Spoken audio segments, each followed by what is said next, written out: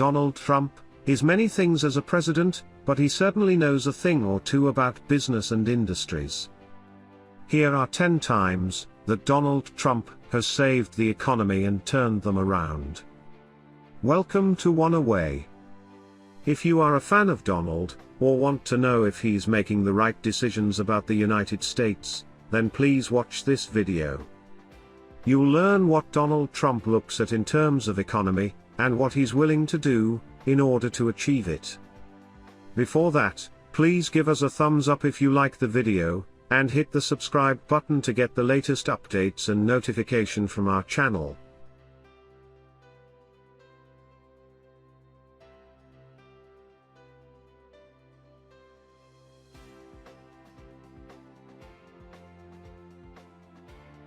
Work, not healthcare. Although healthcare is important, along with education, it's different for each country. For example, in Nordic countries like Denmark and Sweden, people there have higher taxes, as much as 30%. Though not everything, these taxes are distributed into many areas, but most especially free education and free healthcare. This has led to Denmark having been hailed as the country with the happiest people in the world. That, and hygge. But, America is a vast country, with a complicated set of demographics to vary, to put neatly. And, America operates under free enterprise, where you have control of the enterprise you want to make. With many American businesses, it doesn't end with happiness. Jeff Bezos knows this, and Donald Trump knows this too. With a focus on heavy tax cuts, leniency in interest rates, and removal of regulations that are often punishing for an economy, Trump made clear that he was willing to cut the red tape. And, these series of decisions in making businesses and work a priority has led to more businesses investing, innovations on the rise, and with customers willing to spend. These efforts have led to the second highest rise in independent businesses in history. The last one was 45 years ago. Make business great again. Many have taken badly to Trump's public and social image, including economists, politicians, and influencers. What is not denied to the Trump is his business acumen, which has helped the economy grow out of a long recession back in 2009. All the talk of interest rates, the tax cuts, and putting more people in jobs, have all benefited big businesses. This has led to commentary on the fact that Trump's White House is backing up businesses, at the expense of people. Trump's main reasons are understandable though, and one that makes sense for many businesses and those that seek profit. Whether we like it or not, the majority of the world runs on the success of many enterprises, which provides many citizens a sustainable means of living. Not to mention, many enterprises are customer savvy and some are employee driven, instructing workers in skills that can benefit them in the long term. Trump is making it easier for businesses to operate, and that markets itself heavily onto international exchanges. Consistency in GDP. President Trump makes claims for the historic high in the American economy, and that it has reached to great progress. And, though economists and tabloids highlight that it is not all that great, compared to several years back, they would not deny that it is performing well. Though Trump's claim is exaggerated, he has marked the importance of increases with both jobs and wages. These two components trump everything else, in terms of the execution of his policies. And, this has reflected in annual growth of the GDP, which means there is a strong value for services and goods. An example is counter to this has often been pointed out is former President Obama's 5.5 increase. But this increase under the Obama administration is attributed to a peak period, and not necessarily consistent in the years prior.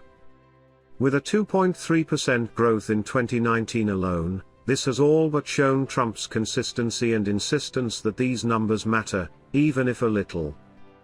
Executing one of the policies is the least you can ask of a president. Trump's Job Street Journal. One of the driving points of the economy is the labor that comes with production. And, whether you like him or you hate him, the Donald has kept his foot on the door, when it comes to this. In much of his administration, the increase in jobs has not steadily increased, but have exceeded expectations, according to the Bureau of Labor Statistics. In June of 2019, the Bureau showed that over 200,000 jobs were created, despite many economists forecasting only 160,000.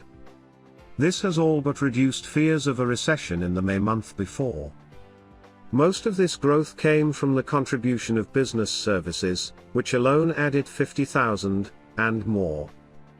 Most of these jobs were well-rounded, in transportation, in healthcare, and in warehouse services. With what is a significant number, Trump has opened up 6.6 billion jobs.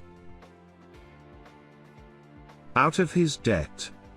Though Trump has not succeeded in taking the upstream of the US debt, he has made progress by putting people through jobs.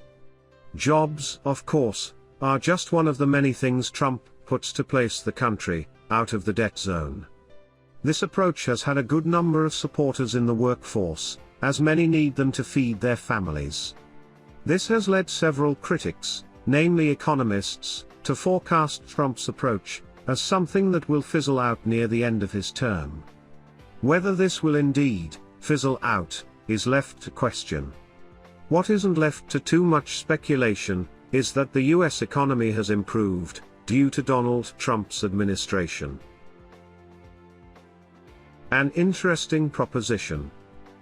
One of the things that Trump has often keened on negotiating was the topic of lowered interest rates. And, while interests are often what makes banks and cash-grabbing corporations amass a great amount of money, Trump knows better. Before he was president, Trump's business savvy always came to discussion. By opting for some leniency towards the buildup of interests in several establishments, the circumstances of continuing employment increases. Many businesses, especially startups and entrepreneurial markets, often rely on bank loans and other lenders. Considering a lowered interest rate has kept the threat of unemployment at bay. It's a basic move, but one that many in an administration often overlook, despite the greatly malleable numbers of interest rates. The culling of taxes. If there is any promise that Trump has given, aside from increased jobs, wages and income, the most concerning was that of taxes. It's a term that puts the dread unto many a citizen, manager, and even celebrity. It is, of course, a government requirement, and many think that their payments for taxes are not given their proper use. This is an area that Trump was quite adamant about, and he has kept his promise to cut taxes, among other regulations. The tax cut went from 35% to 21%. This has allowed Trump and his administration to gain some measure of flexibility in terms of issuing government action. It's not then all that surprising that many companies' stocks have jumped to as much as 27%. The results have been impressive, especially on the part of companies and their profits, which received a wide degree of optimism from neighboring businesses and consumers. Closing the deals? While President Trump doesn't discourage trade with other countries, he has insisted and given the US protection features. Trump has used this in order to achieve the goal of a reduced deficit in trades, as far as the US is concerned.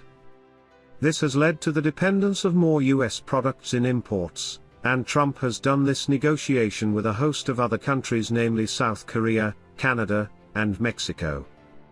In particular to Mexico, with 35% tariffs, and 25% on several steel imports, solar panels, and with 10% on aluminium. China, so far, has been at the forefront of Trump's $50 billion tariffs, in terms of machines, electronics, and aerospace technology. While many have called upon this as Trump's signal for a trade war, this has all been done in the name of other things. Namely, Better funds for the military. Increased utilization of US-made products. And of course, a strong economic identity, with a reduced punishment from trading, and eventually reduced national debt. Getting out the big guns. Investment in military service sounds wasteful. At least, this is true if you are not the president or a de facto leader of some state. But, Trump has made no shame in supporting the American military, even so far as envisioning a Space Force unit to safeguard Americans and the whole planet. Whatever Trump's reasons, it makes sense with the main functions of a military. 1. Protect the country when imminent danger arrives, such as an intended threat. 2. Safeguard areas where there is mass turmoil, such as pandemics. 3. Build model citizens, that 8 hallmarks of discipline, justice, and commitment. Aside from points 2 and 3, Trump is mostly focused on point number 1. But, along with the other points, strengthening the military makes the economy safer, and keeps citizens, most importantly, safe. And this protection keeps business and work afloat. You can actually that under Trump, military service is part of the workforce. It costs a hefty price though, for up to $700 billion to maintain, to which Trump cashes in $500 billion per year. The environment. This is considered one of Trump's public images, especially if you are a fan of environmental solutions. In an international climate control consensus, the President of the United States decided an appeal to put off its commitments to the Paris Climate Agreement. At least, until the economy was back on track. With global warming ever as a problem and an ever-worsening rate of greenhouse gas emissions, this was not a favorable decision. This is especially true if you consider that the US houses 20% of the planet's greenhouse gases. Instead of retracting, Trump put more allowance to drill onto lands and put coal mine workers back to the fray, and more methane emissions, too. Although the bill has not been passed, Trump's insistence on the economy over the environment could increase its wages by $30 billion in the succeeding years.